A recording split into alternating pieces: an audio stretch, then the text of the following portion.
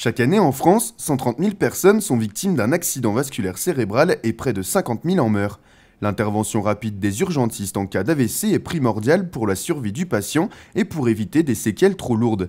Une nécessité comblée par la télé-AVC. Alors nous avons été choisis pour améliorer la prise en charge des AVC à l'échelon national comme étant une région de test. On s'est aperçu qu'actuellement la prise en charge des AVC repose sur l'urgence, c'est-à-dire qu'on a un délai de 4h30 par rapport au début des troubles pour mettre en route un traitement efficace.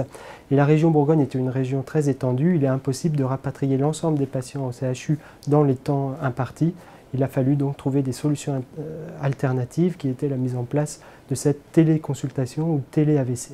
Raccourcir les délais de prise en charge des patients, prodiguer les soins le plus rapidement possible, voilà l'enjeu de ce nouveau dispositif. Rappelons que chaque année, 4500 Bourguignons sont atteints d'un AVC. Alors c'est quelque chose qui existait déjà dans certains lieux. À l'échelon européen, ça existait en Allemagne de manière très répandue depuis environ une dizaine d'années.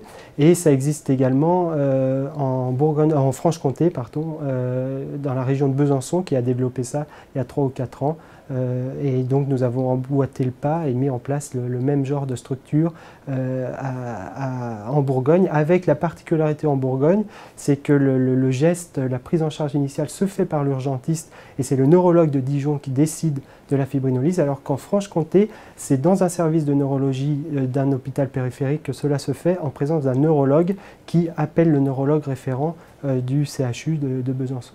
L'unité de téléfibrinolyse est somme toute relativement récente puisque sa mise en place date d'avril 2012.